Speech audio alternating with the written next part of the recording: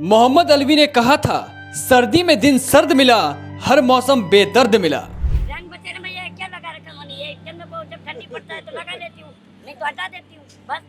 गरीब आदमी बेचारे इनको अभी भगाएंगे यहाँ से तो कहाँ जाएंगे।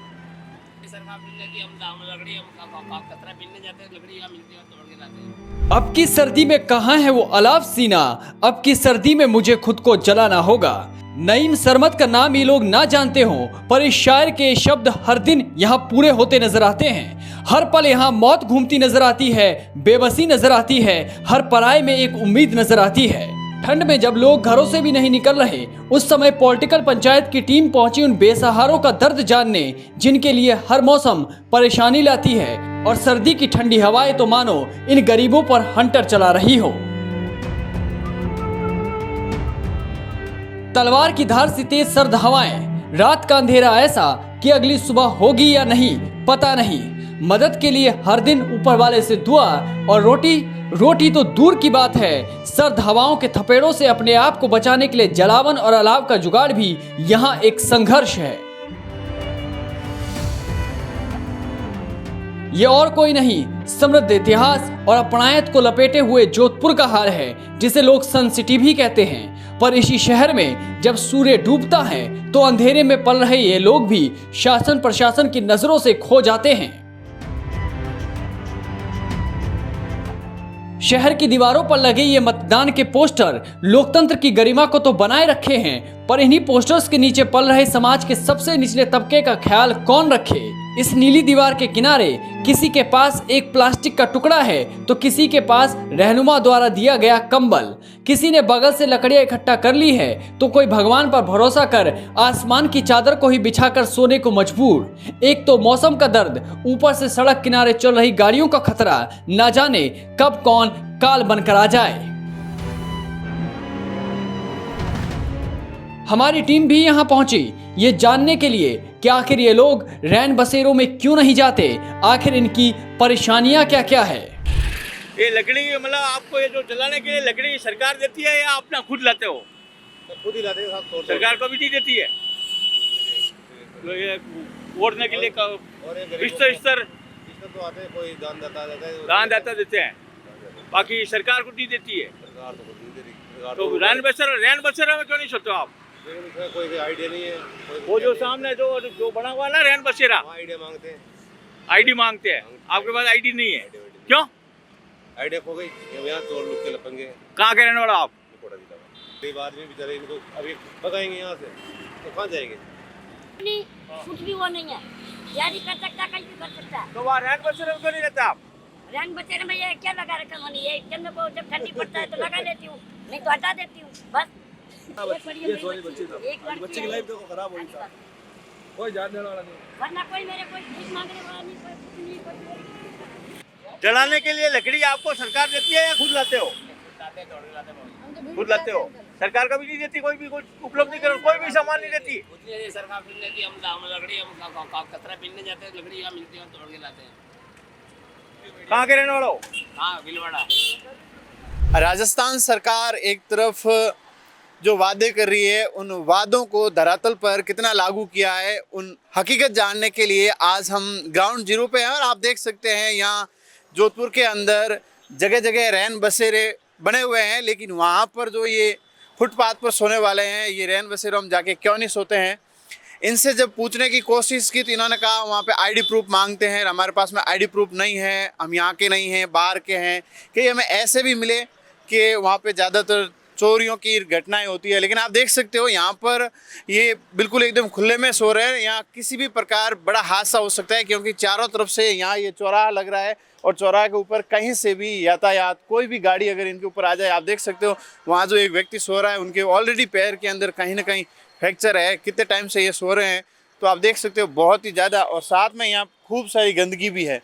और दूसरी तरफ यहाँ पर भी ये लोग यहाँ सो रहे हैं, बिल्कुल आप देख सकते हो पास ही से ये रोड गुजर रही है और ये बिल्कुल यहाँ माताजी सो रहे हैं, उधर एक वो बुजुर्ग सो रहे हैं और ये अपना सामान लेके यहीं इस रोड पर ही सो जाते हैं, फुटपाथ पर ही ये सोने को मजबूर है। आखिर इनकी क्या वजह है? जब जांच पड़ताल की गई तो सामने आया कि ज़्यादातर ये जो है वो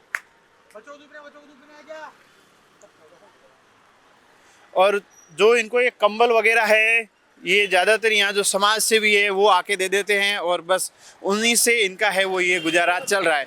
लेकिन यहाँ सरकार की तरफ से न तो इन्हें लकड़ियों की सुविधा है, न ही कोई कंबल वगैरह है। ये आप देख सकते हो, यहाँ पीपल के पेड़ के नीचे भी इन्होंने पूरा ये कब्जा कर रखा है और यहाँ पे ये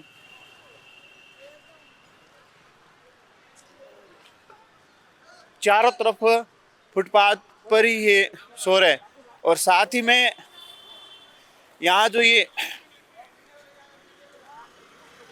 आप देख सकते हो, ये यहाँ पे पूरा यहीं पे ये अपना खाना वगैरह बनाते हैं, यहीं सोते हैं। और जब कोई दानदाता इन्हें आके, ये आप देख सकते हो दानदाताओं ने यहाँ किसी ने दूध रूपी इन्हें प्रसाद दिए और ये यहाँ वितरण कर रहे हैं। तो उनसे भी अपन जानेंगे कि ये किस खुशी में है वो इनको दूध पिला रहे हैं। आप देख सकते हो यहाँ पर इन्हें ये दूध पिलाया जा रहा है। भैया, आप कितने समय से ये दूध पिला रहे हो? नहीं, हम स्टार्टिंग कर रहे हैं, हमारी जोदाना एसोसिएशन को हम आगे बढ़ा रहे हैं। अच्छा, जैसे कि हमारे भाई मेंबर्स हैं सारे।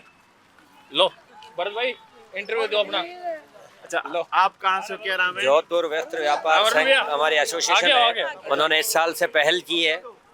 जिनके पास ओढ़ने के लिए कंबल नहीं है उनको हम कंबल, बच्चों के लिए गर्म दूध, क्या बोलते हैं जी, जैसे हो रहा है हम आगे धीरे धीरे बढ़ते रहेंगे। इस प्रक्रिया को हम, ठंड बहुत ज्यादा है, ठंड बहुत ज्यादा है, फुटपाथ में सोने को मजबूर है, लेकिन जगह जगह यहाँ पास में रैन बसेरे भी बने हुए हैं। सही बात है, बट हम क्या है, हम अपनी तरफ से जो भी कोशिश होती है वो हम कोशिश करते हैं, जितना हमारे से होता है वो हम अब से स्टार्ट किया है।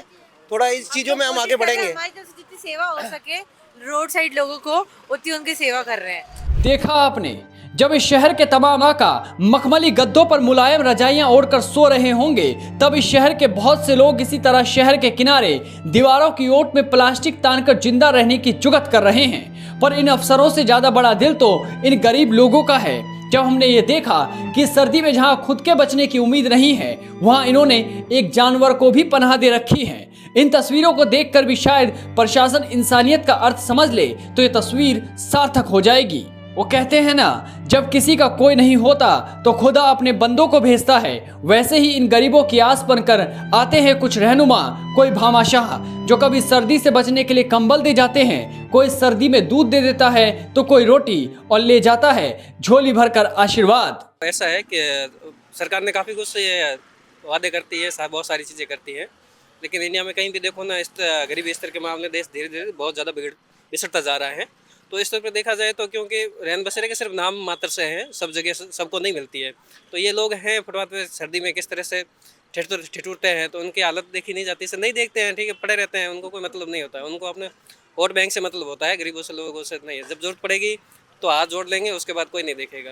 तो जो हमको जो दिखता है, ठीक है, अपने को लगता है कि हाँ, अगर बढ़ने से अगर अपना धन बढ़ता है तो हम उस हिसाब से गरीबों की हेल्प करते हैं। तो आप देख सकते हो, ये जो है वो बने हुए हैं। हमारे साथ में एक सोशल वर्कर टीम है और ये जो लोग हैं वो यहाँ स्थानीय जो यहाँ सो रहे हैं, उनको ये यहाँ कंबल भी वितरण कर रहे हैं। अभी पहले है वो एक और क्लब था, उन्होंने है वो इन्हें दूध भी वितरण किया था। इन लोगों से बात करके पता चला कि किसी के पास आईडी कार्ड नहीं है तो किसी का कोई चुरा कर भाग गया। कुछ लोगों को रैन बसेरों की जानकारी तक नहीं है। ऐसे में क्या प्रशासन को स्वतः संज्ञान नहीं लेना चाहिए? इन्हीं सवालों का जवाब ढूंढते और चर्चा करते हुए हमारी टीम पहुंची अस्थायी रैन बसेरे में। सड़क किनारे लगा छोटा सा टेंट, जहां कंबल, पानी की व्यवस्था है और दवाइयां भी, जहां सर्द हवाओं से बचने के लिए एक ओट तो मिल ही जाती है। यहाँ हमारे ये जो आते हैं रैन बसेरा में रात को सोने के लिए, दिन को भी सुविधा मिलती है, रात को भी है, बिस्तर वगैरह देते हैं सर। और उसके अलावा कोई तबीयत खराब हो जाए, दवाई वगैरह पड़ी है देते हैं। और पानी की मटकी बड़ी और पानी की व्यवस्था कैंपर से होती है कि मटकी से पानी से? मटकी से, साफ मटकी पानी मैं खुद भर के लाता हूँ। और खाने वाने की सुविधा है? खाने की नहीं है सर, खाने की। फिर ये खाना कहाँ से खाते हैं? ये खाना अपने यहाँ राम रसोड़ा बना हुआ, वो दिन में शाम को खाना मिलता है, वहाँ से खा के फिर यहाँ आके सो जाते हैं। ये कोई बाहर के हैं, कोई यहीं के हैं। तो ये कोई आगे फुटपाथ पे लोग कह रहे थे भाई बिना आईडी यहाँ अंदर आना नहीं देते आप। तो सर आईडी तो एक नाम तो लिखो कम से कम। दूसरा भी कोई कार्ड नहीं काम आता है आईडी के अलावा? कौन कौन सा? कोई भी काम ले लेता है सर। अब किसी के पास नहीं होता, कोई मजबूरी कहता है सुलो तो उनको सुला लेता हूँ। अपने अधिकारी को बोलता हूँ, उसका फोटो खींच लेता हूँ। क्या अंदर बदमाशी नहीं करो।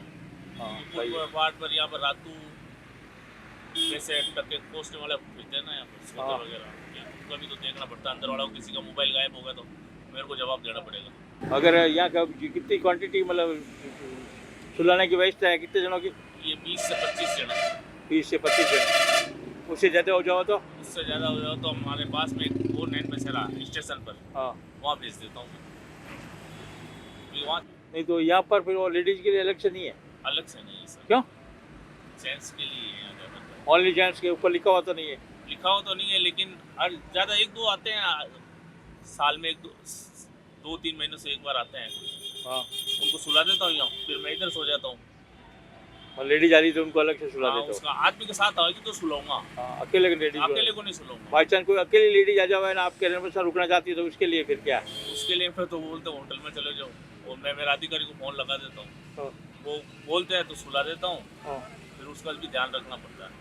इन सब के बावजूद आज भी कई लोग ऐसे हैं जो रात बाहर गुजारने के लिए मजबूर हैं। अभी सर्दियां लंबी हैं, देखना होगा कि शासन प्रशासन इस मामले में क्या बड़े फैसले लेते हैं, क्योंकि जो कार्य प्रशासन ने अभी तक किए हैं वो काफी नजर नहीं आते। सरकार को ऐसे में क्या करना चाहिए, ये आप भी हमें कमेंट बॉक्स में जरूर बताएं।